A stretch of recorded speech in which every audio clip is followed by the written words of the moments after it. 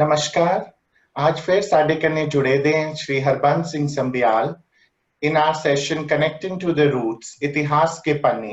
Today's topic is why the delay in accession and exile of Maharaja Hari Singh ji. नमस्कार Harbans sir. नमस्कार. International yoga society के सभी श्रोताओं को मेरा नमस्कार. पिछली बार हमने एक बड़े ही अहम मोड़ पर अपनी बातचीत को रोका था और मैंने ये भी कहा था कि मैं शुरुआत करूंगा अगले एपिसोड में कि एक्सेशन जो है उसमें देरी क्यों महाराजा ने की. बहुत से इतिहासकार हिस्टोरियंस जो हैं उन पर यह आरोप लगाते हैं कि वे निर्णय लेने में अक्षम थे, निर्णय लेने में देरी कर दी उन्होंने, और जिस असमंजस में वे डूबे थे उसका जो है बड़ा भारी खामियाजा जो है वो राज्य को और देश को भुगतना पड़ा. लेकिन किसी हिस्टोरियन ने कभी भी महाराजा हरि सिंह का वर्षन जो है ना कभी लेने की कोशिश की शुरू में, और जब वो 2008 में छप के बाहर आ भी गया तो उसको भी जो है पढ़कर दोबारा अपनी विवेचना जो है उसको उसी मुताबिक बदलते ऐसा करने का भी जो है उन्होंने जहमत नहीं उठाई. महाराजा हरि सिंह ने भारत के राष्ट्रपति डॉक्टर राजेंद्र प्रसाद को 1952 में एक मेमोरेंडम दिया था जिसमें उन्होंने बहुत सारी बातें लिखी. तो यह की थी कि यह तय करने के लिए कि राज्य की बागडोर किसके पास होनी चाहिए, एक चुनाव करा लिया जाए जिसमें एक तरफ वह उम्मीदवार होंगे और दूसरी तरफ जो है शेख अब्दुल्ला उम्मीदवार होंगे. और उन्होंने यह कॉन्फिडेंस जाहिर किया था कि वो कश्मीर वैली से भी, घाटी से भी जो है भारी बहुमत जो है वो ले सकते हैं. इसी सिलसिले में उन्होंने जो है और भी अपने स्पष्टीकरण दिए कि मुझ पे कई प्रकार के आरोप लगे हैं, जिनमें से एक आरोप यह है कि मैंने जो है एक्सेशन में बहुत देर कर दी. उसके उन्होंने कारण बताए. उन्होंने बताया कि 15 अगस्त से पहले जुलाई महीने में लॉर्ड माउंटबेटन जो है श्रीनगर आए थे. जब वो श्रीनगर उनसे मिलने आए, क्योंकि वह ये समझाने आए थे कि आप जो है या तो पाकिस्तान के साथ विलय करें या भारत के साथ विलय करें, स्वतंत्र आप नहीं रह सकते. जब वो श्रीनगर आए तो वो बहुत सारे जो है मैप्स लेके आए. उन्होंने मैप्स के जरिए जो है महाराजा को समझाने की कोशिश की कि ये नक्शे देखो और तय करो कि आपके पास विकल्प कौन से हैं. नक्शों में क्या था? नक्शों में यह था कि उस समय जो आ रही थी जिस तरीके से, उस हिसाब से रियासत का कोई भी कोना जो है भारत के साथ सीधे संपर्क में नहीं था. रियासत से बाहर निकलने के लिए श्रीनगर से कोहाला की तरफ से रास्ता जाता था. कोहाला से आगे जो है वो मरी और उधर नीचे जो है पाकिस्तानी पंजाब के मैदानों में जो है वो उतर गया. एक रास्ता पुंछ से जाता था, ओल्ड मुगल रोड जिसे कहते हैं, वो लाहौर की तरफ जाता था. तीसरा रास्ता जो है वह जम्मू से सुचेतगढ़ और सुचेतगढ़ से सियालकोट के लिए जाता था. एक रेल लिंक थी और वह रेल लिंक जम्मू से सुचेतगढ़ होते हुए जो है वो सियालकोट जाती. रेड क्लिफ कमीशन जो बाउंड्री कमीशन बैठी थी, उसको जो निर्देश दिए गए थे उसके हिसाब से पंजाब के जो मुस्लिम मेजॉरिटी वाले जिले होंगे वो पाकिस्तान को दे दिए जाएंगे और जो हिंदू मेजॉरिटी वाले होंगे उनको जो है वो भारत के पास रखा जाए. अब गुरदासपुर जिला एक जो था जो बिल्कुल निकट लग सकता था रियासत के, गुरदासपुर जिले की हालत ये थी कि उसकी तहसील पठानकोट, एक गुरदासपुर, तीसरी बटाला और चौथी शकरगढ़। इनमें शकरगढ़ जो है उसमें मुसलमानों की मेजॉरिटी थी, बटाले में मुसलमानों की मेजॉरिटी ज्यादा थी, गुरदासपुर में मुसलमानों की मेजॉरिटी ज्यादा थी, पठानकोट में हिंदुओं की मेजॉरिटी थी, लेकिन वो मेजॉरिटी जो है बड़ी मुश्किल से, मेरे ख्याल 51% बड़ी मुश्किल से बन रही थी। 51%, 49% मुस्लिम थे, 51% मुसलमान थे। तो सतही तौर पर देखने से यह लगता था कि ये जो है जिला ये भी पाकिस्तान को जाएगा। उस समय अगर रियासत जो है भारत के साथ विलय हो भी जाती तो उसके पास कोई रास्ता नहीं होता भारत तक पहुंचने का, अगर गुरदासपुर जो है वो पाकिस्तान को दे दिया जाता है। यह अलग बात है कि आखिरी दिनों में, अब 17 अगस्त को, 15 अगस्त को आजाद हुए हम, लेकिन 17 अगस्त को जो है फाइनल रेड क्लिफ अवार्ड आया है। उस रेड क्लिफ अवार्ड में जो है बटाला, गुरदासपुर और पठानकोट, ये तीनों तहसीलें जो है ये भारत को दी गई। सिर्फ शकरगढ़ तहसील जो है वो जो है पाकिस्तान को मिली। अब पठानकोट जब मिल गया तो उससे एक दरवाजा खुला, दरवाजा भी पूरी तरह से नहीं कहना चाहिए, वो खिड़की कहनी चाहिए कि खिड़की खुली थी। खिड़की इसलिए मैं कह रहा हूं कि सड़क तो कोई थी नहीं, जम्मू से पठानकोट का कोई रास्ता नहीं था। जम्मू से पठानकोट का एक रास्ता था, वो था कार्ट रोड, जिसपे घोड़े गाड़ियां, खच्चरे और जो है टांगे वगैरह ये चल सकते थे, जो आज भी जिसे हम नीचे वाली डिफेंस रोड कहते हैं, बॉर्डर रोड जिसे हम, वह बॉर्डर रोड जो है वह थी। बॉर्डर रोड फिर बाद में डेवलप की, बहुत बाद में डेवलप की, लेकिन रातों रात जो है महाराजा ने ये पठानकोट और जम्मू का लिंक जो है वो स्थापित किया। जो बेली ब्रिज बनाए जा सकते थे वो बना के वो भी उन्होंने लगाए, ताकि भारत के साथ जो है कनेक्टिविटी हो जाए। यानी कि उन्होंने अपना दिमाग पूरी तरह से खुला रखा। लेकिन दिक्कतें क्या थी, किसी ने बहुत डिटेल में पढ़ना है तो ये दोबारा मैं बोलूंगा कि महाराजा का जो ज्ञापन है, मेमोरेंडम है, वो ये किताब है, वो पूरी जम्मू एंड कश्मीर 1949 to 64, पंडित नेहरू के साथ उनकी कॉरेस्पॉन्डेंस। इसमें यदि पेज नंबर जो है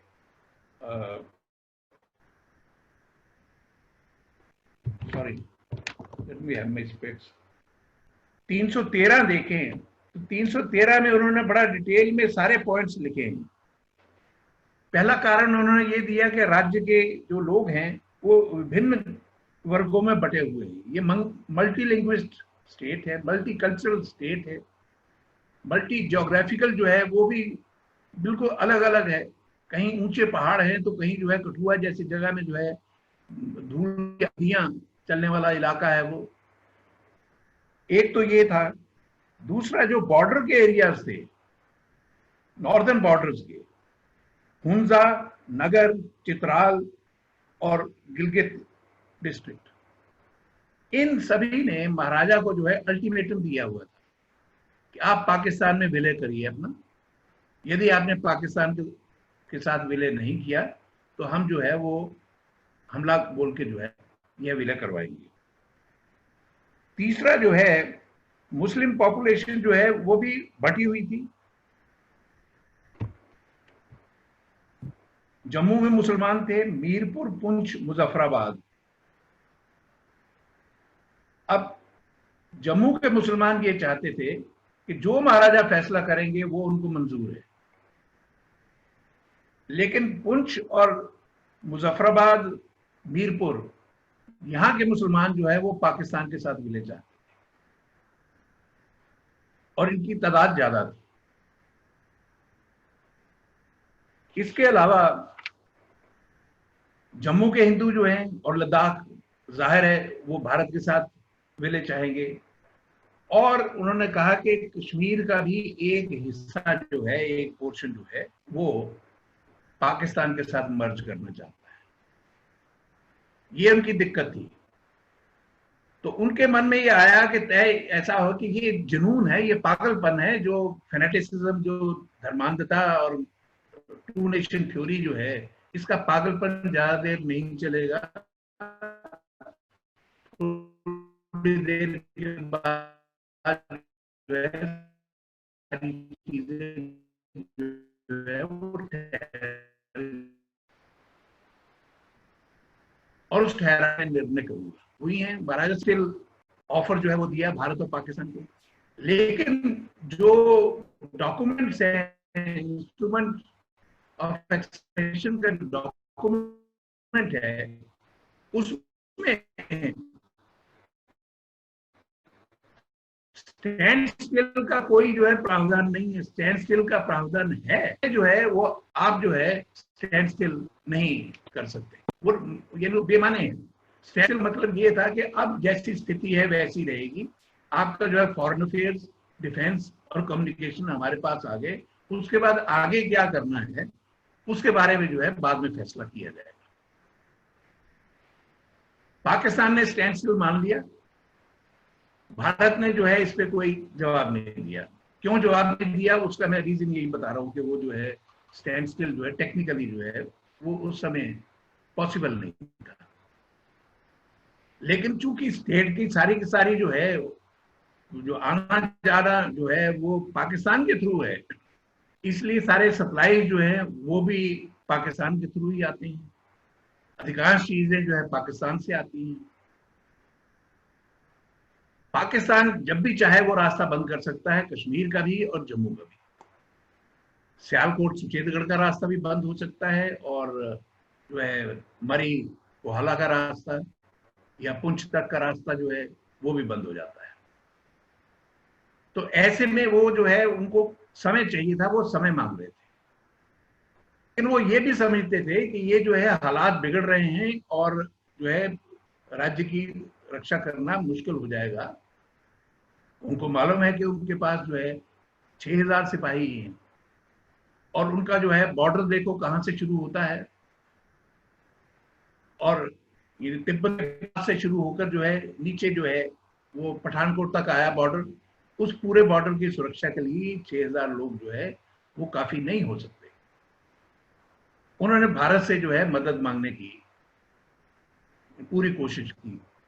भारत, खास करके पंडित जवाहरलाल नेहरू, वो बज़िद थे कि ये मदद उसी हालत में हो सकती है अगर आप जो है सत्ता जो है वो शेख अब्दुल्ला के हाथ में सौंप दे। ये कश्मकश जो है कि सत्ता सौंपी जाए या ना सौंपी जाए, इस कश्मकश में जो है वक्त गुजरा है, और जो उनके रीजन है डिले करने के वो भी बड़े वाजिब हैं, लॉजिकल रीजन है कि आप कैसे, जो एक ऐसा आदमी जिसने ये नारा बुलंद किया हो कि जस्टिस इज माय रिलीजन, वो आदमी जो है वो कैसे जो है मेजॉरिटी का ओपिनियन जो है उसको दरकिनार करके जो है अपनी इच्छा या अपने हिंदुओं को बचाने के लिए जो है वो भारत के साथ कैसे विलय कर देता उसे। उनकी कोशिश यही थी कि शायद जब वक्त ठीक हो जाएगा तो ये सब लोग जो है इनको समझ में आ जाएगा कि हम रियासत के एक ही लोग हैं, इकट्ठे रहे हैं और इकट्ठे रह सकते हैं आगे। लेकिन वो नहीं होना था, सो वो नहीं हुआ। नतीजा ये हुआ कि इसमें देरी हुई, पाकिस्तान जो है वो अपना धीरज खो बैठा, और उसने जो है जबरदस्ती जो है कब्जा करने की कोशिश की। उस मजबूरन हालात में, मजबूरी वाले हालात में जो है महाराजा ने फिर जो है एक्सेशन पर दस्तखत किया। वो कैसे किया, कौन सी तारीख को एक्चुअली हुआ, किस तारीख को फौज लैंड की, वो अलग विषय है, और वो हमारे मुद्दे के साथ जो है बड़ा महत्वपूर्ण भी नहीं है। महत्वपूर्ण मेरे लिए आज सिर्फ इतना ही था कि उनकी देरी का जो है वो एक वाजिब कारण थे, जिनको जो है इतिहासकार जो है नजरअंदाज करते हैं, हालांकि वो खुद अपने मुंह से बोलते हैं कि ये वजह थी। अब आप उन वजहों को पढ़िए, उन वजहों को आप इवेल्युएट करिए, एनालाइज करिए कि कहां तक वो ठीक थी, और फिर आप तय करिए कि उन्होंने ठीक किया था या गलत किया था।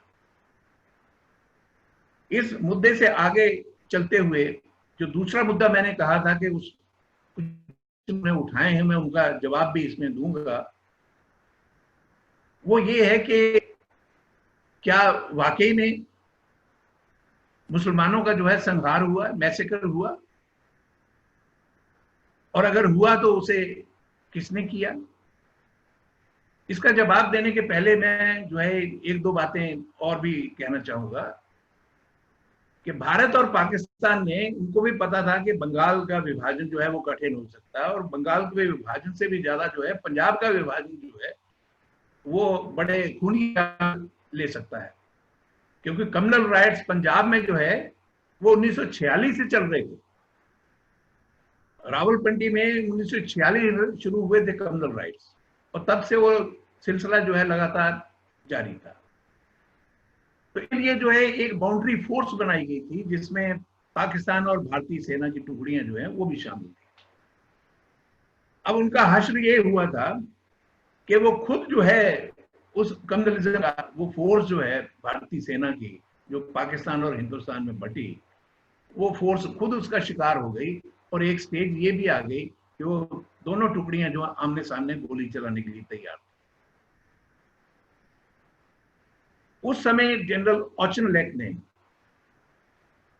अपने अंग्रेज सोल्जर्स और ऑफिसर्स को स्टैंड डाउन का ऑर्डर दिया, और सरकार से कहा कि भाई ये जो है अंग्रेज फौजी जो है वो आपकी इस लड़ाई में जो है वो नहीं आएंगे। नतीजा ये हुआ कि बड़े पैमाने पर जो है हिंदू और मुसलमानों का पंजाब में जो है वो कत्ल हुआ।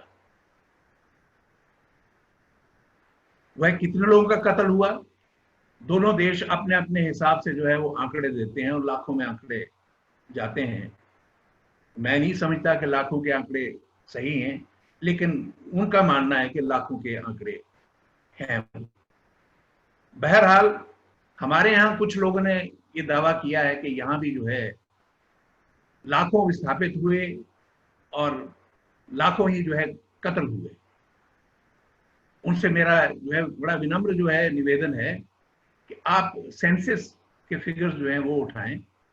1941 की सेंसस के फिगर्स आपके पास हैं, 1951 के भी आपके पास हैं, 1951 अगर नहीं भी हैं तो आप उसके बाद अगली सेंसस जो भी होती है 61 की, आप उस बेसिस के आधार पर, और जो एवरेज बढ़ोतरी होती है पॉपुलेशन में 10% की बढ़ोतरी, उस हिसाब से आप कैलकुलेट करके जो जिले इफेक्ट हुए हैं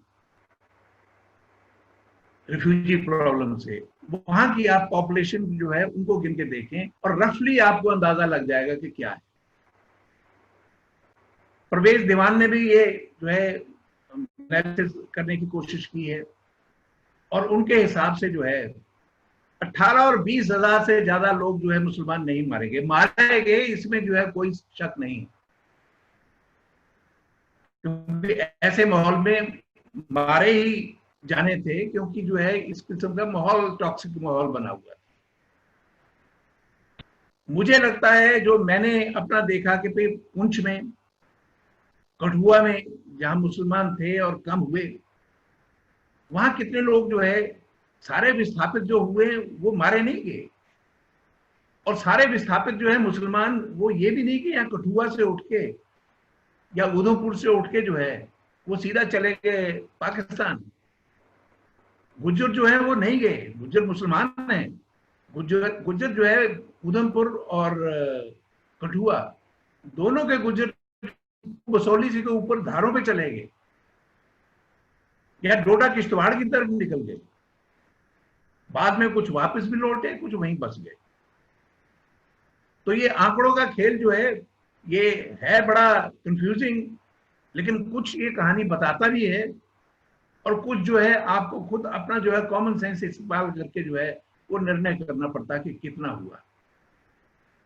जम्मू में भी जो है मुसलमान मारे गए हैं, और जब एक स्टेज पर उनको है मुसलमानों को एक ग्रुप बना के जो है सुचेतगढ़ की तरफ ले जाया जा रहा था, तब इत्तेफाक से जो है वो सामने से जो है वो ग्रुप भी आ रहा था, जो पाकिस्तान से शरणार्थी जो है इधर आ रहे थे। तो उस समय क्लैश हुआ है, उस क्लैश में भी मुसलमान मारे गए, लेकिन उस क्लैश में भी कुछ हिंदू भी मारे गए। जम्मू के कुछ मोहल्ले थे, उनमें बड़ी भारी जो है तादाद थी मुसलमानों की खटीकों का मोहल्ला, उस्तादों का मोहल्ला, और भी जो पुराने लोग हैं वो बता सकते हैं कि कौन कौन से मोहल्ले जो हैं उनमें मुसलमानों की पॉपुलेशन ज्यादा थी। मलका पुखराज की किताब में बड़ा विस्तार से जो है ये बताया है कहाँ कहाँ मुसलमान पॉपुलेशन ज्यादा थी जम्मू शहर में। एक जगह का मैं दावे के साथ कह सकता हूं कि वहां मैसेकर हुआ, कितना हुआ ये नहीं मैं कह सकता, वो है सांबा। सांबा का कहीं जिक्र नहीं आता, लेकिन मैं दो आदमियों से, ऐसे लोगों से मिला हुआ हूं जिन्होंने उसमें हिस्सा लिया था। दोनों की उम्र बहुत छोटी थी और उनको जो है बुढ़ापे में भी कई बार नाइट मेयर्स आते थे। जो पहला कत्ल उन्होंने किया था उस कत्ल को याद करके जो है नाइट मेयर उस आदमी को आते थे, तो मैं उसका वर्षन जो है सही मानता हूं। सांबा में भी जो है रिफ्यूजी जो है मुसलमान जो है एक ग्रुप में कैंप बनाया गया था ताकि उन्हें भी जो है सुरक्षा पूर्वक पार ले जाएंगे।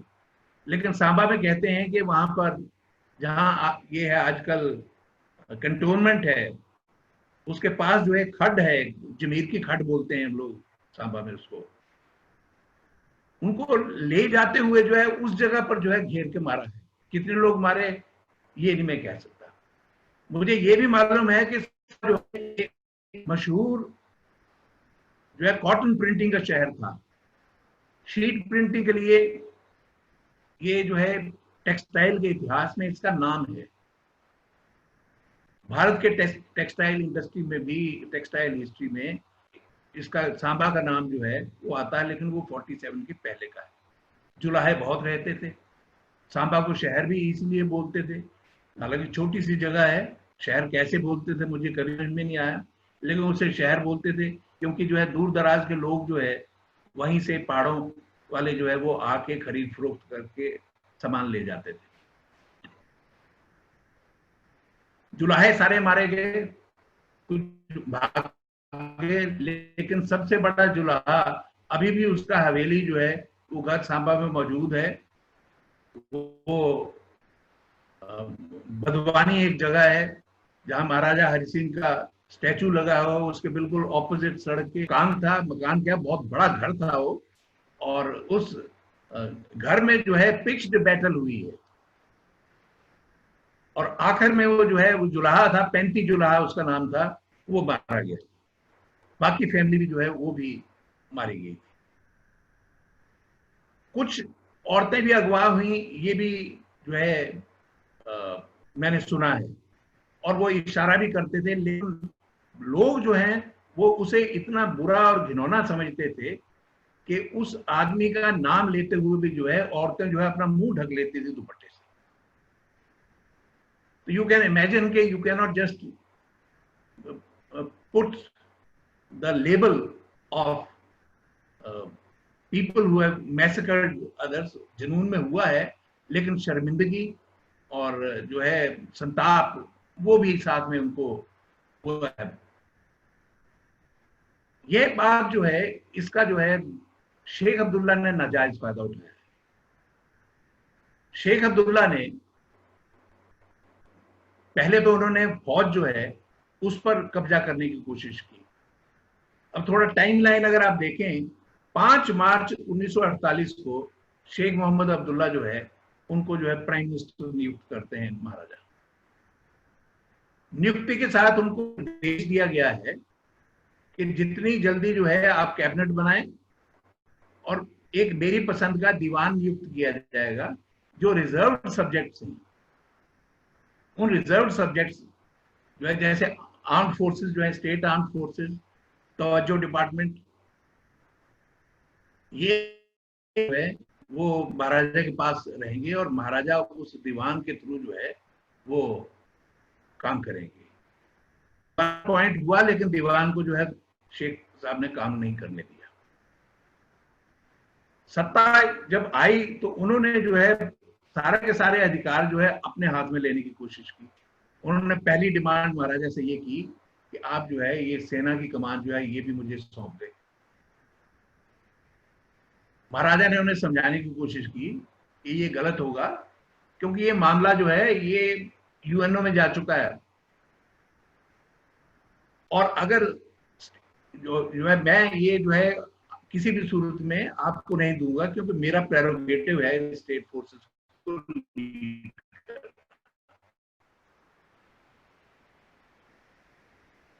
शेख अब्दुल्ला डिमांड की कि भाई इसको जो है आप इंडियन किया कि ये भी पॉसिबल नहीं है, क्योंकि अगर ये इंडियन फोर्सेस के एडमिनिस्ट्रेशन में चली गई, उनके साथ विलय इसका हो गया इस समय, तो जब कभी प्लेबिसाइड यहाँ करवाती है तो उसमें एक शर्त ये होगी कि भारतीय सेना जो है यहाँ से बाहर निकले, पाकिस्तान की सेना भी वहां। लेकिन जब भारतीय सेना यहाँ से बाहर निकलेगी तो उसके साथ ये जो स्टेट फोर्सेस की टुकड़ियां हैं उनको भी वापस जाना पड़ेगा भारत, क्योंकि वो भारतीय सेना का हिस्सा बन चुकी होंगी। इसलिए बेहतर ये है कि जब तक वो प्लेबिसाइड नहीं होता तब तक ये स्टेट फोर्सेस जो है इंडिपेंडेंट अपना वजूद जो है बना के, ताकि अगर प्लेबिसाइड होता है तो ये स्टेट फोर्सेस कम से कम जो है स्टेट में रहेंगी, और अगर कोई गद्दारी या कोई इस प्रकार की हरकत पाकिस्तान करने की कोशिश करता है तो उसे रोका जा सकेगा। इसे जो है शेख अब्दुल्ला ने एक प्रेस्टीज इशू बनाया, और ऐसा प्रेस्टीज इशू बनाया कि जो यानी हथकंडा उन्होंने अपनाया वो आजकल के पॉलिटिशियंस भी नहीं अपनाते। उन्होंने सीधा आरोप लगाया कि ये जो है महाराजा की फौज जो है इसके हाथ खून से रंगे हुए हैं, डोगरों के हाथ खून से रंगे हुए हैं। ये भी नहीं सोचा कि यह फौज जो है तिब्बत की सीमा से लेकर लखनपुर तक जो है बॉर्डरों पर तैनात है, इसके पास आदमी नहीं है लड़ाई लड़ने के लिए। स्कर्दू में 2 बार जो है रिलीफ फौज जो है वो भेजने की कोशिश की गई, और कहां से इकट्ठे किए, फौजी थे नहीं बदामी बाग में, इधर उधर जो भी जो है रिजर्व जैसे भी लोग थे पकड़ के जो है वो एक प्लाटून बना के जो है उनको रवाना किया गया था। सारी फौज पहले दिन से जो है वो बॉर्डरों पर लड़ रही थी। तो ये फौज कब आके जो है अपनी वहां ड्यूटी छोड़कर यहाँ आके जो है जम्मू में आकर मुसलमानों का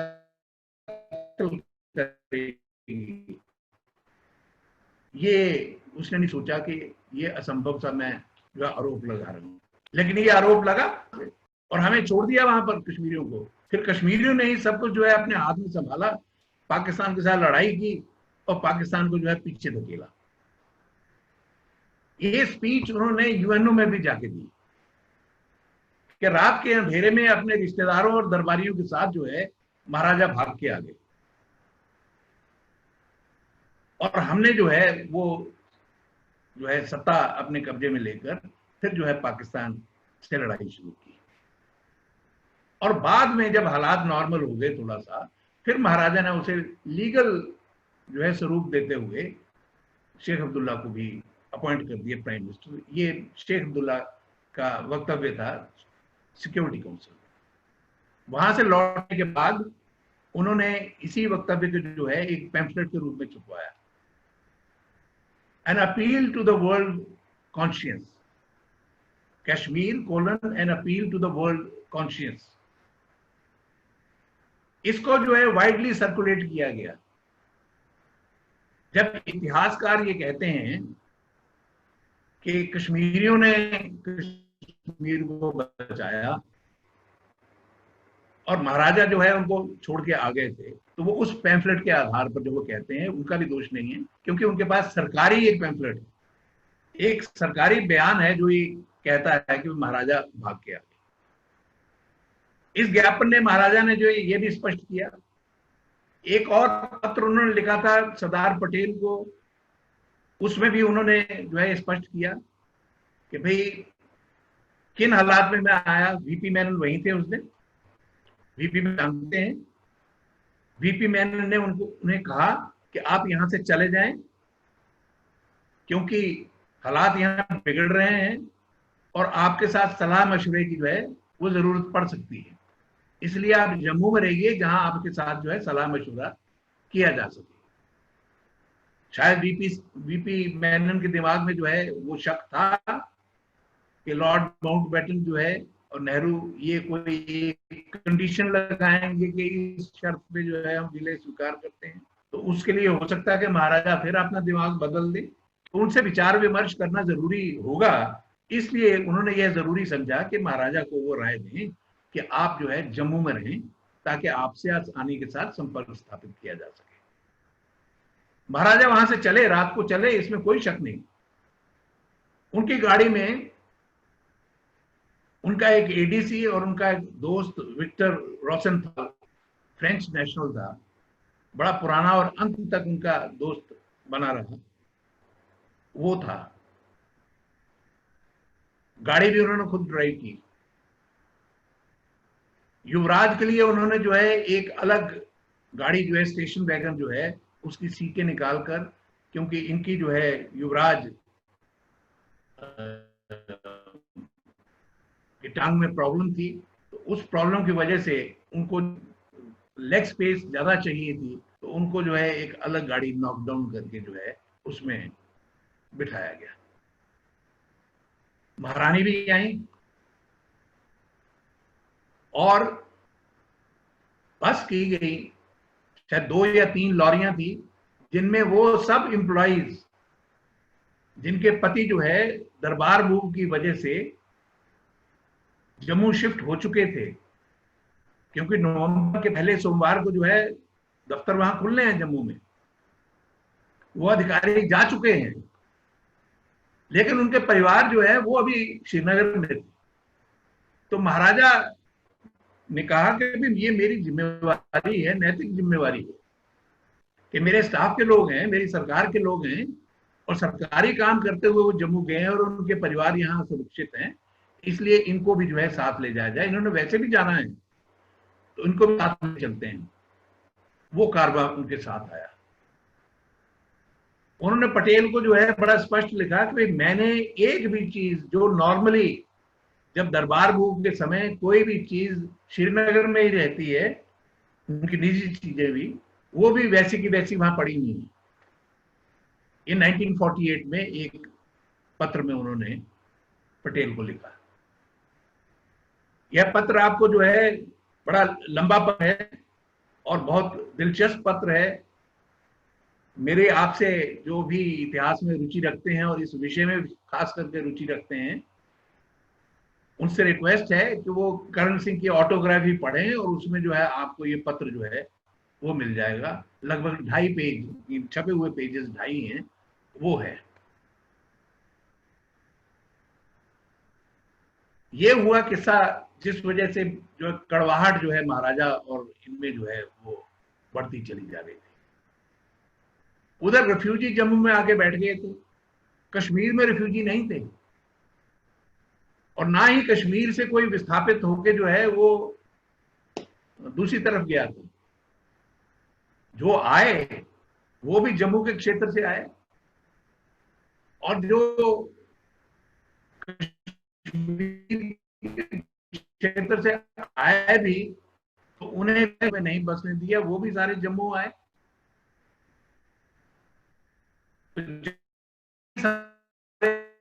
जो है विस्थापित बचे हुए हैं।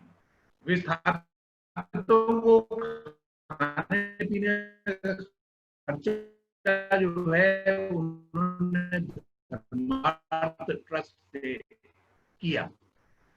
धर्मार्थ ट्रस्ट पर जो है शेख अब्दुल्ला को बढ़ाया, ये पॉलिटिक्स के लिए है। इनके रिफ्यूजियों को खाना खिलाना उनकी नजर में पॉलिटिक्स था। तो अब 2-3 चीजें हो गई। एक तो ये कि एक आरोप वो पहले लगा चुके थे कि महारानी जो है वो जो है उन्होंने जो है मैसेकर करवाया, मुसलमानों को मरवाया। दूसरा उन्होंने आरोप ये लगाया कि डोगरा फौज जो है उसके हाथ खून से रंगे हुए हैं। और एक और इतिहासकार है जिसे ये सेपरेटिस्ट कोट करते हैं, क्रिस्टोफर स्नेडन, एक न्यूजीलैंडर है, हिस्टोरियन है। उसने तो यानी कि इतना हास्यास्पद जो है वो बयान किया हुआ है इस जो है एपिसोड को। उन्होंने कहा कि जो है एक आदमी ने अपने कानों से सुना कि महाराजा जो है अपनी फौज को निर्देश दे रहे हैं कि इन मुसलमानों को यहाँ मारो, ताकि कल को जो है यहाँ पर जो है हिंदुओं की आबादी हो, मुसलमानों की आबादी न हो। और कौन ये कह रहा है? एक गुज्जर कह रहा है कि बात को एक उसने अपने कान से सुनी।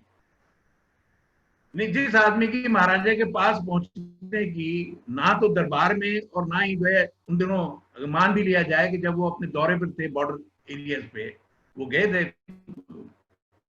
बॉर्डर एरिया, तो वहां पर जो है कि तो वो गुज्जर तो जो है टेंट में या जहां पे भी वो होंगे वहां आके जो है उनकी गुफ्तगू सुनने से रहा। लेकिन उसने सोच लिया है मुजफ्फराबाद के किसी सोर्सेस से कि उन्होंने जो है नेट पे लिखा, नेट से उसने जो है वो कॉपी करके जो है अपनी किताब में लिख लिया। ये टकराव जो है ये बढ़ता चला जा रहा था। युवराज इस बीच जो है वो अमेरिका थे, पूरा जो है तकरीबन पूरा सन 48 का जो है साल वो अमेरिका में ही रहे हैं। 10.5 महीने वो अस्पताल में रहे हैं और 2 महीने जो है वो अस्पताल से बाहर होटल में रहते थे रिकवरी के लिए और फिजियोथेरेपी और डॉक्टर की निगरानी में रहने के लिए 2 महीने और वो वहां रहे और उसके बाद वो वहां से चले हैं। और जब पेरिस में पहुंचकर उनका मन था भी कि वह उस जगह जाएं जहां पर उनका जो है जन्म हुआ है, लेकिन तभी जो है महाराजा का मैसेज उनको आया कि आप जल्दी से जल्दी जो है वापस लौटो। तो वो अपने उस जन्म स्थान पर नहीं गए, वहीं से जो है वो वापस लौट आए। वो बयान करते हैं कि जब वो वापस लौटे तो बड़ा अजीबोगरीब जो है नजारा उन्होंने देखा कि सांता क्रूज एयरपोर्ट बॉम्बे पर उनकी फ्लाइट उतरी और उनको फटाफट जो है फ्लाइट से निकाल के जो है एक गाड़ी एक साइड पे खड़ी थी वहां ले गए। वहां महाराजा बैठे हुए थे और गाड़ी में मुलाकात हुई और वहां से निकल गए। अब ये इतनी जल्दबाजी क्यों थी ये उनको बाद में समझ में आया। महाराजा को ये अंदेशा था कि युवराज के ऊपर जो है जानलेवा हमला हो सकता है, इसको एलिमिनेट करने की वो सोचेंगे कि महाराजा से वो डील कर लेंगे। युवराज अगर ना होगा तो कम से कम आगे कोई जो है दावेदार जो है का वो नहीं होगा। ऐसी हालात में मार्च महीने में जो है वो पहुंचते हैं जम्मू। जम्मू में जब वो आते हैं, जम्मू स्वाभाविक है उनका बड़ा अच्छा वेलकम हुआ, लेकिन यहाँ भी जो है हालात उनको नजर आ गए कि हालात बड़े अच्छे नहीं। और 9 मार्च को मेरे वो वापस आते हैं अपने जन्मदिन के आसपास और 23 मार्च को जे.एंड.के सरकार जो है जिसमें 2 जम्मू के नुमाइंदे श्यामलाल सराफ, गिरधारी लाल डोगरा भी शामिल हैं, उन्होंने एक रेजोल्यूशन पास किया। उसपे दोनों के सिग्नेचर हैं और गवर्नमेंट ऑफ इंडिया को जो है वो मेमोरेंडम दिया कि भाई अगर जो है प्लेबिसिट जीतना है तो ये महाराजा को यहां से निकालो। अब ये एक किस्म से अल्टीमेटम था भारत सरकार को, या तो महाराजा और नहीं तो फिर पाकिस्तान। कभी किसी ने इतिहासकार ने ये प्रश्न नहीं पूछा, हालांकि ये डॉक्यूमेंट भी आए जो है मुद्दत हो चुकी है। टैंक जो है ना जाने कितनी बार इस डॉक्यूमेंट इस पत्र जो है उसको वो कोट कर चुके हैं।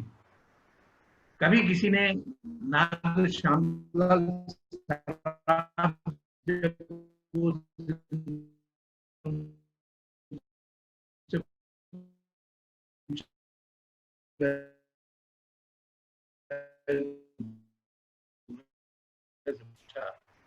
कि ये जो है आपने क्या सोच के जो है ये फैसला, क्या सोच इसके साथ आप चल रहे थे उस समय।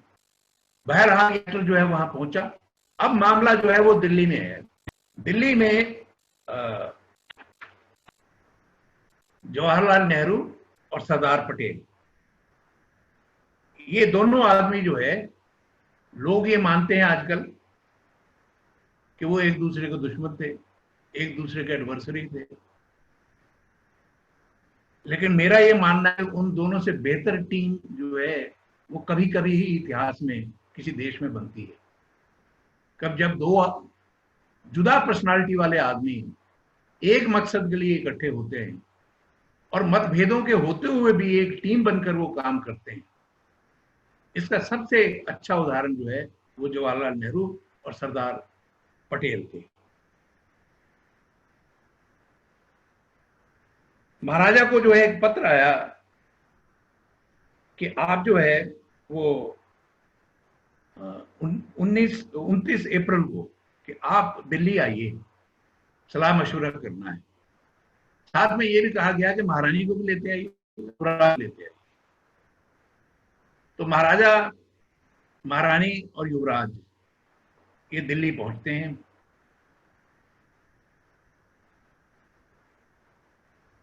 और 29 तारीख को, 29 मई को, 29 अप्रैल को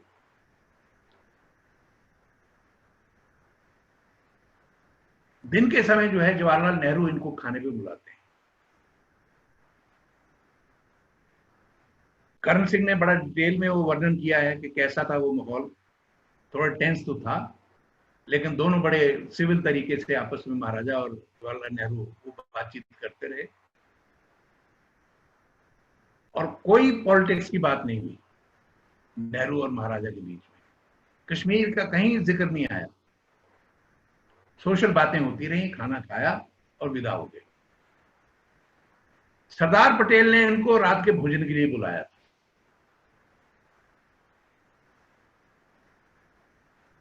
रात का भोजन जब हो गया, भोजन के बाद जो है महाराजा ने, सरदार पटेल ने महाराजा से कहा कि आइए हम लाइब्रेरी में बैठते हैं, बातचीत करनी है। वो अपनी लाइब्रेरी में ले गए उनको। महारानी और युवराज अलग कमरे में हैं और वहां बैठकर जो है सरदार पटेल ने उनसे कहा कि भाई आपका जो है रियासत से बाहर जाना जो है वो बेहतर है। आप ऐसा करेंगे, युवराज 18 साल के हो गए हैं, उसी महीने हुए थे मार्च में, उसी महीने नहीं यानी कुछ महीना पहले ही।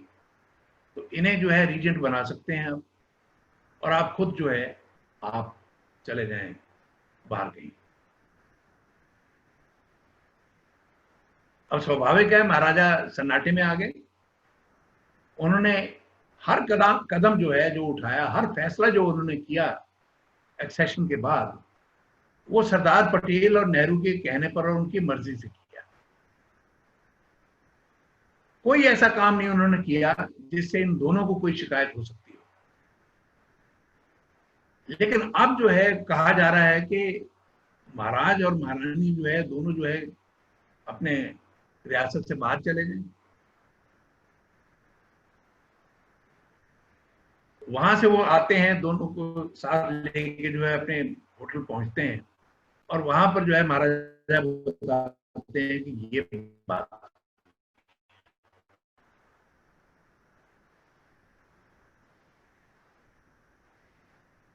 अब वो शौक में तो वो थे, इसमें कोई शक नहीं। इसी मुद्दे पर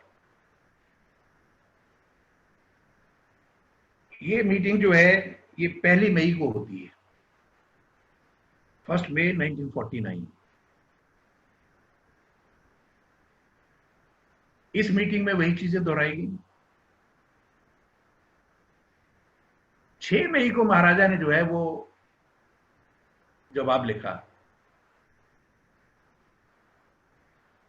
सरदार पटेल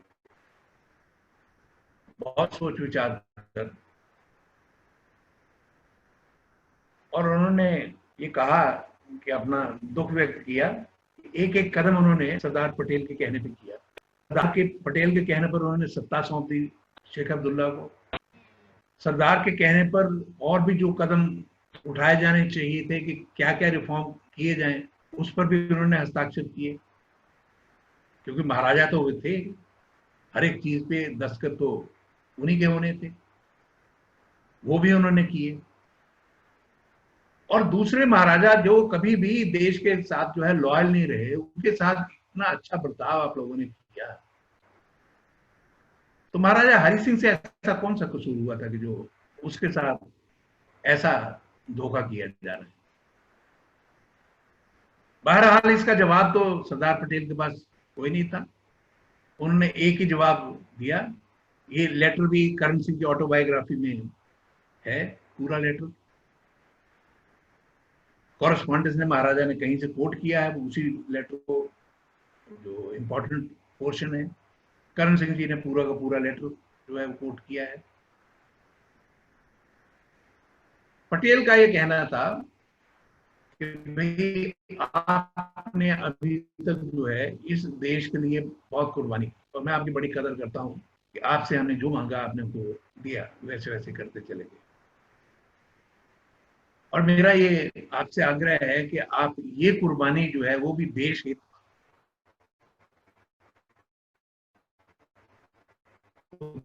देखते हुए आप इस कुर्बानी को भी जो है उसी तरह कर दीजिए जैसे आपने पहले सारी कुर्बानी की।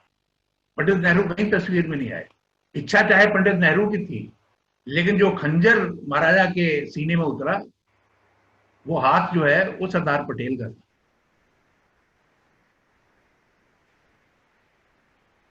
कहता यह है कि आप जो है यहां से जाएं। महाराजा ने फिर एक और पत्र लिख के कहा कि जो है मुझे कुछ आश्वासन चाहिए। एक तो ये कि युवराज की सुरक्षा जो है उसकी गारंटी होनी चाहिए। दूसरा ये कि जो मेरी प्रॉपर्टीज हैं उनकी स्टडी होनी चाहिए। और तीसरा उन्होंने रिक्वेस्ट की, वो आप तय करिएगा कि वो ठीक थी या गलत थी। उन्होंने कहा कि मैं तो चला जाता हूं, लेकिन महारानी जो है अपने इकलौते बेटे से 1 साल के ऊपर समय के बाद जो है वो मिली। तो उस मां को जो है, युवराज 18 साल का है और इस उम्र में माँ बाप में से कम एक व्यक्ति का उसके साथ होना जो है बड़ा जरूरी है, उसके इमोशनल स्टेबिलिटी के लिए अच्छी बात है। तो महारानी को वहां रहने दी। सरदार पटेल ने ये रिक्वेस्ट ठुकरा दी। युवराज की सुरक्षा, प्रॉपर्टी की सुरक्षा वाली बात तो, लेकिन महारानी जो है वो वहां ठहर सकती हैं, ये जो है उन्होंने इनकार किया कि महारानी को भी जाना पड़ेगा। महाराजा ने पूछा कि भाई मैं क्या बोलूं, कि मैं क्या किस लिए जा रहा हूं। उनका बोल दो कि भाई आपकी सेहत ठीक नहीं रहती, इसलिए आप जो है रियासत से बाहर जा रहे हैं। उन्होंने पत्र में लिखा कि बड़ी जो है विडंबना वाली बात है, पूरी दुनिया से लोग जो है अपनी सेहत को ठीक करने के लिए जो है कश्मीर आते हैं, और मेरी सेहत जिसकी ठीक है उसको आप बोल रहे हो कि सेहत ठीक करने के लिए जो है कश्मीर से बाहर चले जाओ। तो आप मानो कि कम से कम जो है मुझे कोई जो है डिप्लोमेटिक जिम्मेवारी दे दो, मैं रियासत नहीं जाऊंगा, लेकिन कोई फेस सेविंग फॉर्मूला मेरे लिए हो जाए कि मेरे लोगों को लगे कि नहीं, इनको किसी इज्जत की ड्यूटी दी गई है, इज्जत के स्थान पर इनको एलिवेट किया गया है। सरदार पटेल ने कहा कि नहीं, ये पॉसिबल नहीं है, आप वैसा ही करिए कि जैसा हम आपसे मांग रहे हैं, आप बाहर चले जाइए। इसके बाद दोबारा जो है किस तरीके से घटनाक्रम चलता है, सरदार पटेल की तबीयत थोड़ा खराब हो जाती है, वो देहरादून आ जाते हैं। महाराजा महारानी और युवराज जो है वो भी देहरादून आते हैं, और सरदार पटेल युवराज को फिर अब अकेले बुलाना शुरू करते हैं अपने पास, खाने पर भी, बातचीत भी करते हैं। उस बातचीत में जो खास बात युवराज को लगी वो ये कि वो नेहरू से एकदम अलग किस्म के इंसान है। नेहरू के दिमाग में जो है एक नए भारत की कल्पना है, वो जज्बात उनको ड्राइव करता है। ये आदमी बहुत प्रैक्टिकल है, जमीनी जो है बातों तक ही अपने आप अपना दायरा जो है वो सीमित रखता है। सरदार पटेल ने उनको जो है बहुत कुछ समझाने की और उसको समझने की कोशिश की, और नेहरू को उन्होंने खबर दी कि युवराज बिल्कुल ठीक ठाक युवा है, इसको अगर गाइडेंस प्रॉपरली दी जाए तो ये सही रास्ते पर भारत के हित में ये काम कर सकते हैं। तो बेहतर ये है कि इनके लिए जो है मैं कोई एक बड़ा अच्छा सलाहकार ढूंढूंगा जिसके एडवाइस लेके ये स्टेट का काम जो है वो संभालेंगे, दायित्व संभालेंगे। महाराजा थोड़ी देर रहने के बाद दिल्ली आ गए, युवराज भी जो है कुछ दिन वहां रहे, अपने पुराने स्कूल धून में भी होके आए, और उसके बाद वो भी दिल्ली वापस लौट आए। 20 जून की सुबह जो है तीनों ने तय कर लिया कि अब जाने का वक्त आ गया है। महारानी जो है वो बॉम्बे जाने के लिए तैयार नहीं थी, वहां के क्लाइमेट जो है उनको सूट नहीं करता।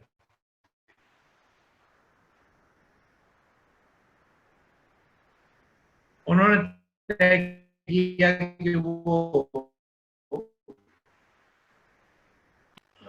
कसौली आकर रहेंगी।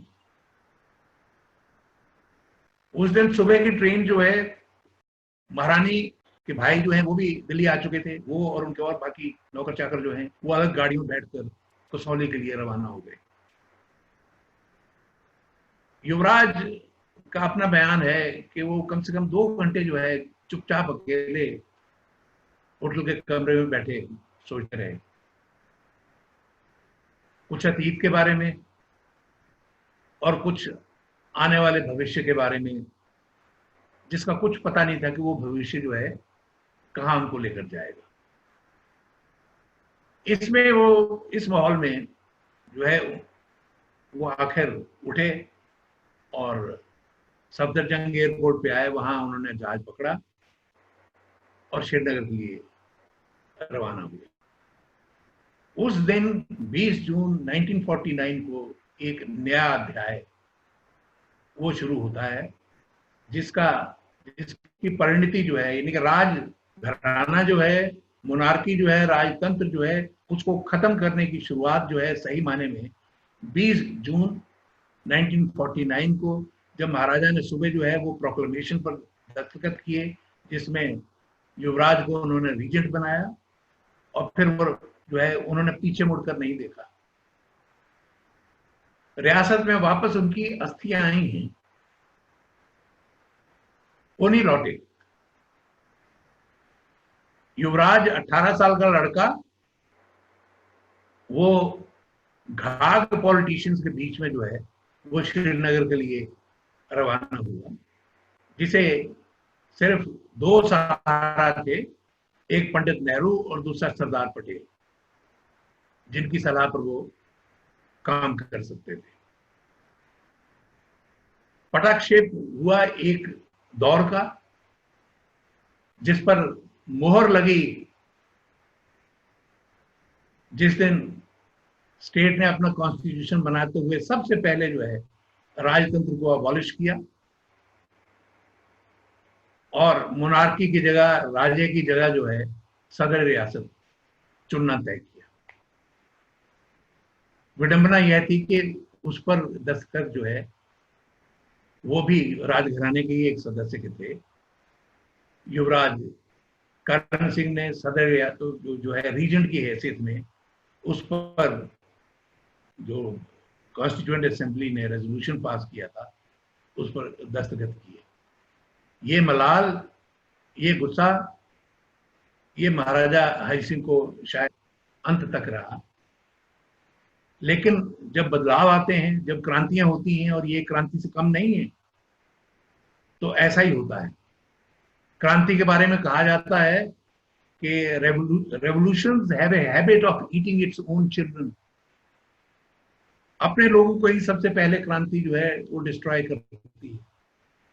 जब फ्रेंच रेवोल्यूशन हुई थी तो रॉबस्पियर जो वन ऑफ द लीडर्स था फ्रेंच रेवोल्यूशन का, और जिसके दस्तखत से न जाने कितने लोग जो है उनके गले काटे गए, गिलोटिन किए गए।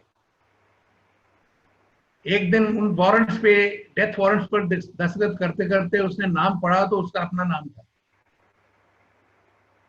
उसने अपनी मौत पर खुद हस्ताक्षर किए, करने पड़े उसे। तो ये जब बदलाव आते हैं, जलजले आते हैं, तो ऐसा ही होता है। रियासत में भी कुछ वैसा ही हुआ। इसके साथ मैं आपसे इजाजत लूंगा, और एक मैं आपको सूचना देना चाहता हूं कि मुझे लगता है कि एक ही आदमी जो है बहुत सारे जब लेक्चर दे तो लेक्चर फटीग भी हो जाती है। तो कुछ समय के लिए जो है मैं कम से कम इससे जो है अवकाश लेने का निवेदन जो है ललित शर्मा से करूंगा कि कुछ समय के लिए जो है मैं ना कोई लेक्चर दूं, किसी और व्यक्ति को बुलाया जाए जो जम्मू के इतिहास पे रोशनी डाले, और फिर अगर मेरी जरूरत, फिर कभी जरूरत समझते हैं आप, तो मुझे फिर जो है आप कहें, मैं हमेशा हाजिर हूँगा। धन्यवाद। यदि कोई प्रश्न हो तो मैं उसका उत्तर जो है सहर्ष दूंगा। Thank you so much. आपने हमेशा ही हमें हिस्ट्री से परिचय कराया और बहुत कुछ बताया। I think we do have some questions and we would like to take, I think first one we have is Brigadier Vijay Sagar ji. Please, you can ask your question. Thank you so much, Lalit ji. Samyal sir, wonderful narration, and lots of things that you told us were not in the public domain earlier. And firstly, I would like to congratulate you in a very big way, sir. Now, sir, my question, because we're short of time also, we are aware that there were lots of geopolitical compulsions at that time, maybe by British or Nehru or others. We are all aware of that, sir. But as narrated by you, Nehru, in league with Sardar Patel, went on to sort of establish Sheikh Mohammed Abdullah and threw Maharaja Hari Singh out of the state. Maybe that was a compulsion.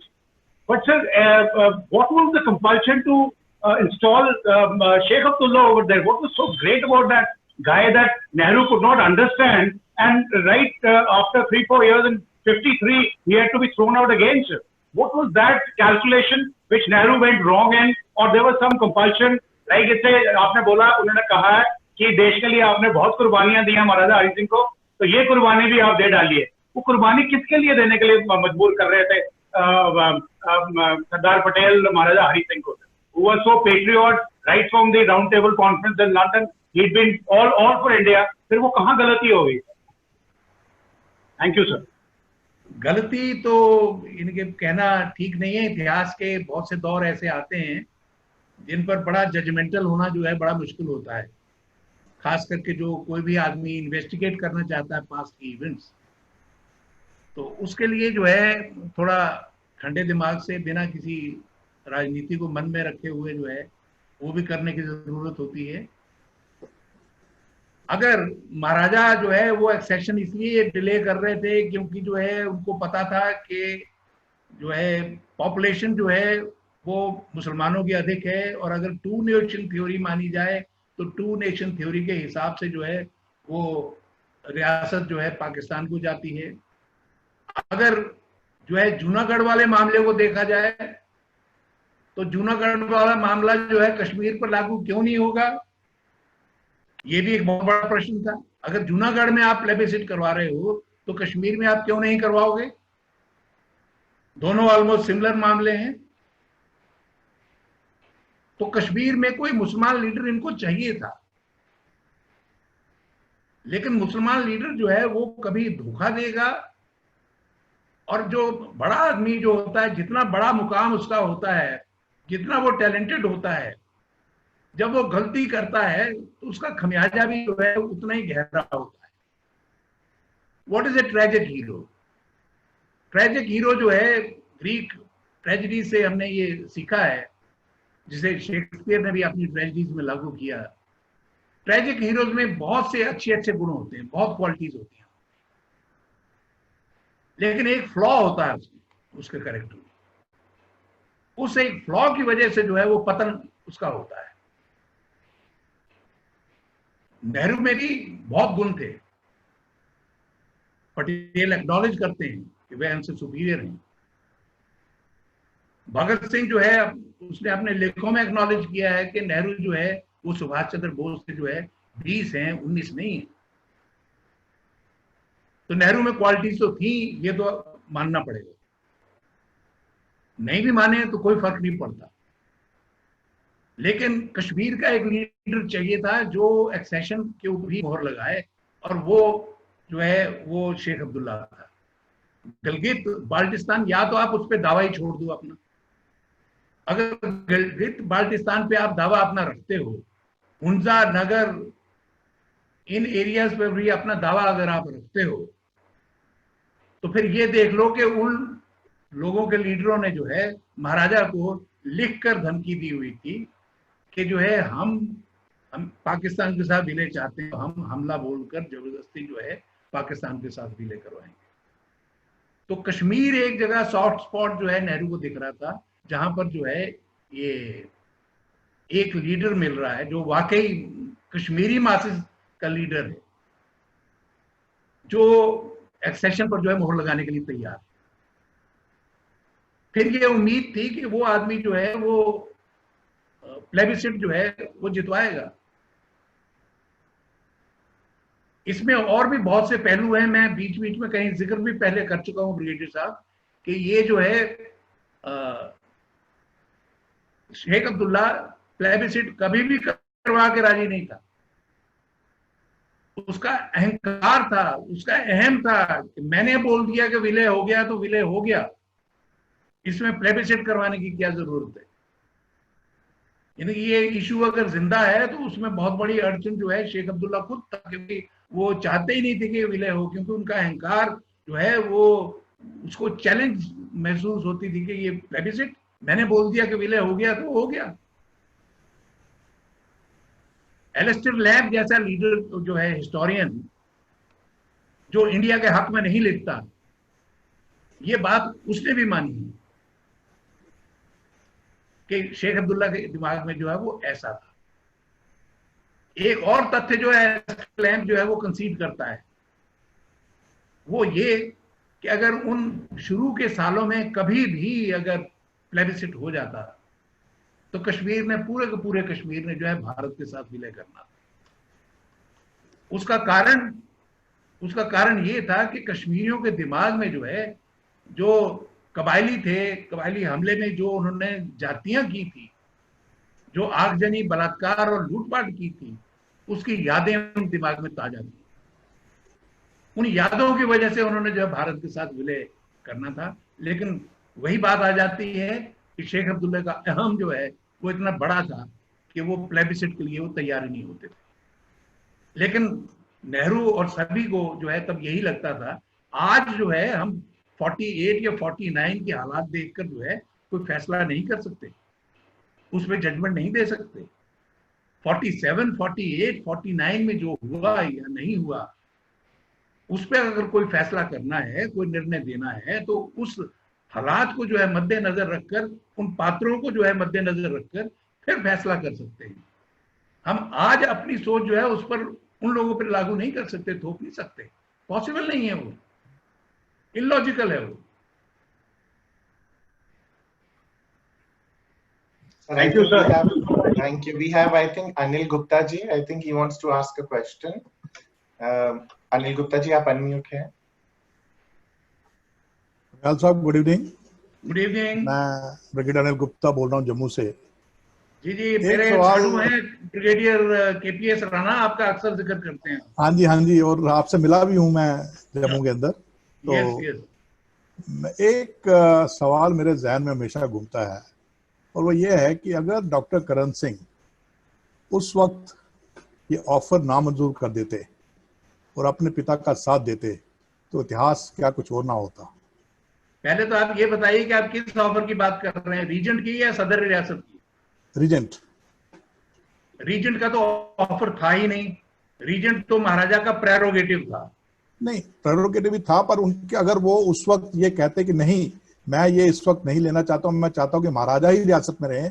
अगर वो ये stand लेते, मेरा ये कहना सवाल ये है। यानी कि जो मैंने आपको बैकग्राउंड बताया कि सरदार पटेल के घर में क्या क्या हुआ और सरदार पटेल ने क्या क्या जो है वो आर्गुमेंट दिए, उनके मद्देनजर आपको लगता है कि करण सिंह के हाथ में कोई चीज थी उस समय?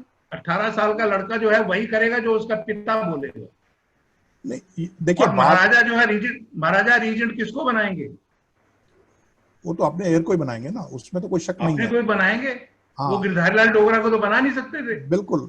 लेकिन बाद में जिस प्रकार की इवेंट्स हुई और महाराजा ने खुद इतना दुख जताया और उन्होंने ये कहा कि वो मेरी किस बात पे दुख नहीं जताया उन्होंने?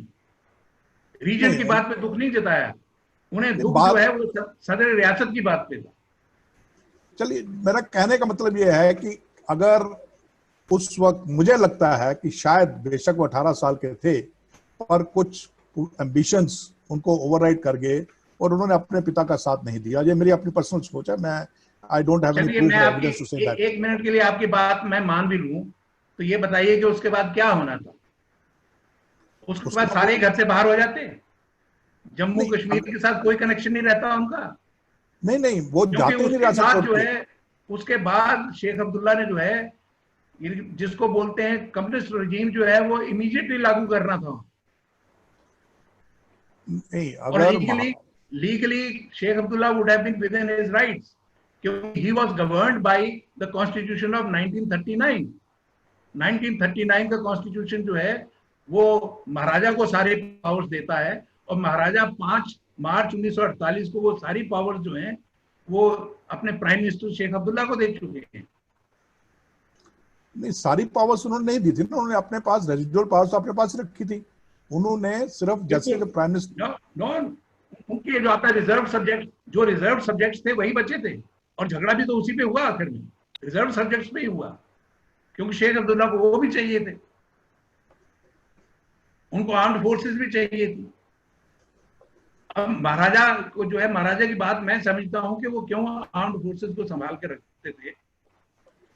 आप भी जैक के हैं, मैं आपको एक चीज जो है पूछता हूं कि मैं यहाँ मैंने सारी उम्र जो है स्टेट से बाहर में रहा हूँ, और जितने भी फौजी मेरे दोस्त जो हैं, जो जानते हैं, हमेशा जैक राइफल्स की बात करते हो, कभी डोगरा रेजिमेंट की बात नहीं करते। डोगरा भी तो, जम्मू वाले भी तो डोगरा ही हैं, वो भी डोगरा हैं। तो I have to tell them the difference कि जैक, मैंने कहा मेरी अपनी फोर्स है, मेरी आइडेंटिटी जुड़ी हुई है उसके साथ। स्टेट फोर्सेस डोगरा जो है वो पलटन जो है वो अंग्रेजों की थी, वो ब्रिटिश इंडिया की पलटन थी। जैक फोर्सेस जो है हर जो है जम्मू का निवासी जो है उसकी पलटन है वो। तो महाराजा भी इसीलिए उसको गार्ड करके रखते थे अपने पास। आइडेंटिटी थी हमारी, उसके बगैर हमारी आइडेंटिटी को कौन पूछता है? चलिए, मैं तो अभी भी सोचता हूं कि अगर महाराजा ना जाते तो शायद, और आपको सोचने का पूरा अधिकार है, लेकिन जो मैंने कहा उसको भी खुले दिमाग से थोड़ा सोचिएगा, किसी और एंगल को बीच में लाके मत देखिएगा। कि वो जो रीजेंट जो है वो महाराजा ने बनाया, अपनी मर्जी से बनाया और अपने बेटे को बनाया, किसी बाहर वाले आदमी को तो बना नहीं सकते थे।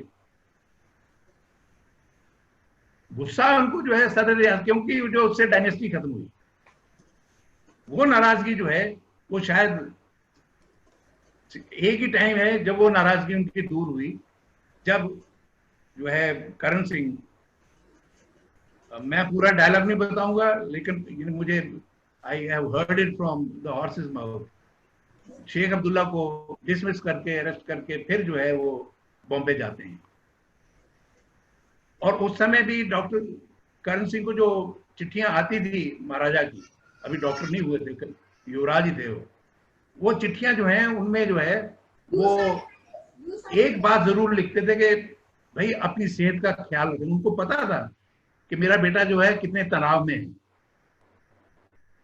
और कितनी टेंशन का जो है और अनसर्टन जिंदगी चल रही है, और पता नहीं भूचाल आ जाएगा जब शेख अब्दुल्ला को कुछ किया जाएगा।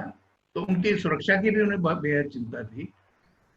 वो जब वापस बॉम्बे जाते हैं डिसमिसल के बाद पहली बार, वो कहते हैं कि पहली बार जो है डॉक्टर करण सिंह को महाराजा जो है वो बड़े प्रसन्न नजर आए और उन्हें इसे शाबाशी दी, क्योंकि वो उनको लगा कि ये जो डायनेस्टी इसने खत्म की थी तो ये भी खत्म हो गया, ये एक अच्छा काम हुआ, थोड़ी बहुत जो है न्याय कुछ हो गया, मिल गया। Thank you ji, thank you very much, thank you. Sir, now we have Major General Govardhan Singh Jamwal ji. He has raised his hand. I think he has a question. So, Govardhan sir, you are unmuted. आप बोल सकते हैं। राहुल जी जयदेव, शुक्रिया, जयदेव। और आज ते बड़ा मजा आया थोड़ी सारी कहानी सुनने का। शायद कोई और इस तरह ने कहानी नहीं सुनाई सकता जेडी हरबंस जी जानते हैं। We are very grateful to you Harbans ji, ये जारी रखो ये बात। मैं सिर्फ एक बात ऐड करना चाहता हूँ कि ये अंग्रेजों ने फैसला किया था कि जम्मू कश्मीर पाकिस्तान को देनी है, और उसके लिए वो लॉर्ड इसमें चर्चिल का आदमी उन्होंने माउंटबेटन के साथ लगा दिया हुआ था। और जब माउंटबेटन श्रीनगर से गया तो वो पक्का उसको निश्चय हो गया कि महाराजा हरि सिंह पाकिस्तान को कभी नहीं जाएंगे। इंडिया का पता नहीं, पर पाकिस्तान को नहीं जाएंगे, पर उन्होंने पाकिस्तान भेजना था। तो जाते ही आकन लेक को कहा कि वो अगर एक्सेशन नहीं होता तो एनेक्सेशन तो हो सकती है।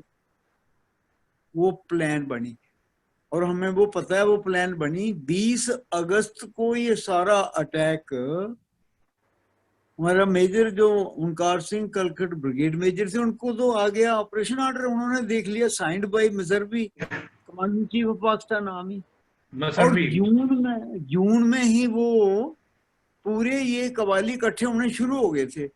तो ये कैसे आप कह सकते हैं कि 15 अगस्त के पहले वो अगर एक्सीड कर जाते तो वो क्या ये प्लेबिसाइट की शर्त फिर भी लगाते, और फिर भी ऐसा ही होना था। तो ये भी बात सोचने वाली है कि अंग्रेज लोगों ने ये करवाना था, कश्मीर नहीं तो गिलगित बल्तिस्तान तो देना ही था, उन्होंने लेना ही था। उसके लिए आप पढ़िए क्या प्लान्स बना के रखी हुई थी। दे वर द मोस्ट ट्रेचरस काम किया अंग्रेजों ने। और अनफॉर्चुनेटली हमारे पास आर्मी हेडक्वार्टर में ना इंटेलिजेंस थी उस वक्त, ना कुछ था। नहीं तो कलकट की बात 18 तारीख को डिफेंस मिनिस्टर को बताई कि 22 को अटैक हो रहा है। उन्होंने महाराजा हरि सिंह को भी नहीं बताया, नेहरू जी को भी नहीं बताया, डिफेंस मिनिस्टर ने नहीं बताया। और थापर और खुशबंत तो बैठे थे। उन्होंने, मैंने सुना है उन्होंने कहीं पाकिस्तान को रिंग किया कि भाई तुम अटैक कर रहे हो, उन्होंने कहा क्या माहौल करते हो। ये तो हद थी हमारी उस वक्त। तो ये सारा कसूर डालते इधर हैं, लेकिन कसूर सारा दिल्ली से होता रहा है, ये मैं बताना चाहता हूँ। ठीक बात है आपकी, I agree with you. Thank you so much, Govardhan sir. You have given a very insightful input here. Anybody else? यहाँ आपको कुछ और बोलना है तो? Thank you. That's all. Very well done. Thank you so much. Any other questions? Add to what General said. General sir, आपने जो बताया, आप थोड़ा सा और बताइए regarding the deployment of Jammu and Kashmir Rifles at that time. Strategically जो हमने उस दिन डिस्कस किया था आपके घर में, तो थोड़ा सा अगर आप पार्टिसिपेंट्स को बताएंगे तो that will be very good information proving the point what you just said sir. ये बड़ी अच्छी बात है और बड़ी लंबी कहानी है। मैं सोच ही रहा था कि ये कब निकलेगी, वो दबी रह गई है, बहुत सी जगहों में आई भी नहीं, किताबों में भी बहुत कम निकली है कि स्टेट फोर्सेस ने जो कमाल किया हुआ है वो भी किसी को पता नहीं है। हरबंस सिंह जी जानते हैं और वो उन्होंने लिखा भी है और मैंने पढ़ा भी है। मेरे ख्याल में इनके सिवा किसी ने अच्छी तरह से समझा भी नहीं कि कहाँ लखनपुर से लेकर वो लेह तक 12,000 कुल फोर्सेस थे और ये 650 मील का इलाका था और सब हॉस्टाइल था, आगे भी हॉस्टाइल, पीछे भी हॉस्टाइल, अंदर भी हॉस्टाइल। उसमें ये एक बड़ी बात थी कि स्कॉट उस वक्त हमारे चीफ ऑफ स्टाफ थे और वो भी अंग्रेज थे और वो भी चाहते थे कि महाराजा हरि सिंह पाकिस्तान को मिले या इंडिपेंडेंट रहे, इंडिया से नहीं मिले। तो उनकी जो डिप्लॉयमेंट उन्होंने सब की थी वो इस तरीके से उनको कन्विंस किया था कि इन्वेजन तो हो नहीं सकता। कोई भी नहीं मानता था कि इन्वेजन होगा पाकिस्तान कर भी, क्योंकि पाकिस्तान 15 अगस्त तक तो था ही नहीं। कौन सी फौज है वो जो 15 अगस्त में बंटवारे के बाद इकट्ठी हुए और 22 अक्टूबर को इन्वेजन कर दे। ये कभी उन्होंने सोचा नहीं था, या कम से कम महाराजा हरि सिंह को और हमारे फोर्सेस को ये यकीन दिलवा दिया था कि पाकिस्तान की तरफ से इन्वेजन नहीं हो सकता, ज्यादा से ज्यादा रेड्स हो सकते हैं, कम्युनल डिस्टर्बेंसेस हो सकती हैं, जत्थे आ सकते हैं। उसके लिए ये प्लटून कंपनी जहां जहां सेक्शन बहुत काफी है, कोई फिक्र की बात नहीं। और एक पल्टन 9 जैक, मेरी पल्टन वो रखी थी उन्होंने श्रीनगर में। अगर वो पल्टन उधर होती तो कश्मीर का मसला ही नहीं बनना था। लेकिन उसके लिए उन्होंने सोचा था कि उधर पुंछ के आगे रावलाकोट, पलंदरी, उन जगह जो हिंदू रहते थे, सिख फैमिलीज, उनको थ्रेट दिए गए और उनकी लेडीज को रेप करने के लिए बोला कि अगर आप यहाँ से नहीं जाओगे तो ये करेंगे, ताकि वो पलटन मंगवा ले। और वही बात स्कॉट ने किया, उनको कन्विंस किया कि वो हिंदुओं को बचाना जरूरी है। वो मेरी पलटन 9 जैक राइफल बड़ी ट्रेंड थी, वो फ्रंटियर में 3 साल नौकरी करके इन्हीं कबालियों को मार के आई थी। तो वो श्रीनगर से एंड ऑफ अगस्त में रावलाकोट पहुंच। कश्मीर में कुछ नहीं, पीछे कोई रिजर्व नहीं। और मुजफ्फराबाद में जो बटालियन लगी थी वो भी कैसे लगी थी, एक कंपनी कोहाला 40 किलोमीटर उधर, दूसरी कंपनी टिटवाल 40 किलोमीटर उधर। ऐसे थोड़ा डिफेंस होता है।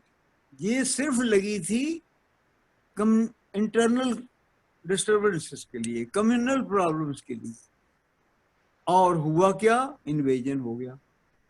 अगर बदकिस्मती के कर्नल नारायण सिंह ने बोला कि मेरे जवान हैं, मुझे इन पर ज्यादा विश्वास है मुस्लिम्स के ऊपर, और वही कंपनी फॉरवर्ड थी उस इनग्रेस, एक ही रूट था, एक ही पुल था, उस ऊपर वही कंपनी थी। मैं कहता हूँ 2 दिन पहले वो कंपनी टिटवाल चली जाती और टिटवाल की कंपनी वो वहां आ जाती, जम्मू कश्मीर का मसला ही नहीं होना था। उस सूरत में वो पलटन कम से कम हफ्ता लड़ सकती थी। उसी पोजीशन में इतनी अच्छी ट्रेन बटालियन थी। असली तो बात यह है कि ट्रेचरी हुई है हमारे साथ, और अपने ही जवानों ने अपने ही जवान रात को मार दिए, खत्म कर दिए। लड़ाई हुई नहीं मुजफ्फराबाद। अगर ये बात नहीं हो, अगर वो पलटन रहती, तो मैं आई कन्विंस्ड कि जम्मू कश्मीर का मसला ही नहीं हो सकता। फिर शायद इन आइसोलेशन गिलगित का होता, उसमें तब इंडियन आर्मी को वहां जाना पड़ता, कुछ इधर देते कुछ उधर जाते, स्टेट बच सकती थी। लेकिन असली प्रॉब्लम जो है वो है ट्रेचरी अंग्रेजों ने की, और पाकिस्तान ने हमारे ही जवानों से आधे जवान मरवा दिए, लड़ाई हुई नहीं। अगर फिर वहां ब्रिगेडियर राजेंद्र सिंह 100 आदमी लेके नहीं पहुंचते, गढ़ी की बैटल नहीं बनती अगर, तो कश्मीर नहीं बच सकता। गढ़ी जो 4 घंटे की बैटल हुई है, वो हैरान हो गया सारा पाकिस्तान की जो फौज आ रही थी। वो तो उनको बोला था अब तो है ही कोई नहीं। लीड उनको 4 जैक कर रही थी, मेरी पलटन की पूरे अफसर लीड कर रहे थे, दोनों तरफ एक ही स्टेट फोर्स से लड़ रहे थे। और जब उन्होंने देखा इतना फायर हुआ उनके ऊपर, उनकी गाड़ी, पृथ्वी सिंह, कैप्टन पृथ्वी सिंह जाके उनकी गाड़ी लेके सामने से ले आया गाड़ी, और उसी गाड़ी को अपने जवानों ने हमने डैमेज किया और उसका रोड ब्लॉक बन गया, जिसकी वजह से वो रुके, शाम तक हिल नहीं पाए। अगर गढ़ी की बैटल नहीं होती तो उड़ी नहीं हो सकता। उसने उड़ी बैटल इसलिए हुई कि गढ़ी में उनको स्टॉप किया और वो रात तक पहुंच नहीं पाए, फिर तब सुबह जाके गढ़ी का पुल उड़ाया। बस that is the history, that is the story. गढ़ी से उड़ने से कश्मीर, जो मुजफ्फराबाद की कमी हुई वो गढ़ी ने पूरी कर दी और उड़ी ने कश्मीर बचा दी। ये हमारी कहानी है, इसको पूरी डिटेल में दिया जा सकता है। सब कंट्रीब्यूशन स्टेट फोर्सेस की है। तो वो 4 दिन नहीं रोकते तो एयरपोर्ट बच नहीं सकता था। 26 तारीख शाम तक उन्होंने रोका हुआ था, सड़क पर से कोई पाकिस्तान से नहीं आने दिया। 27 सुबह को पहुंचे हैं वो, और राजेंद्र सिंह की डेथ 4 घंटे बाद फौज आ गई, 6 घंटे बाद फौज लैंड हो गई। फिर अब उन्होंने देखा कितना बड़ा अटैक था, आते उन्होंने सीओ भी मार दिया, उन्होंने कितने ट्रुप्स मार दिए उन्होंने। फिर वो इतने उनके होते हुए शराटांग तक पहुंच गए। फिर पता लगा कि ओहो, ये सिर्फ ट्राइबल नहीं थे, सिर्फ रेडर नहीं थे, ये पीछे बहुत कुछ था उनके पास। तो स्टेट फोर्सेस को, क्योंकि शेख नहीं चाहते थे स्टेट फोर्सेस का नाम उठे, महाराजा हरि सिंह का नाम निकले, इस वास्ते ये 6-7 साल स्टेट फोर्सेस के साथ ऐसा ही होता रहा, बिल्कुल लाइक स्टेप मदरली ट्रीटमेंट होता रहा। जब 53 के बाद चले गए फिर थोड़ी सिचुएशन बदली और 57 में जाके इंटेक्ट। ये तो बिल्कुल ठीक है, महाराजा हरि सिंह जी ने कहा था कि जब अगर आप कमिटेड हो उसको प्लेबिस्सिट को, तो यहाँ मेरी फोर्स तो रहेगी, इनको तो रखना चाहिए। उन्होंने वो भी उसको भी इतना संभाल के नहीं रखा। ये मेरा विचार है। थैंक यू जनरल साहब, thank you so much. Thank you, Govardhan sir. May I ask all in the audience if anybody has any other question, so we can take that now. No. I think that would be all for today. Thank you so much, Harbans sir, and thank you everybody who attended today's insightful session. Jai Hind, Jai Dogra.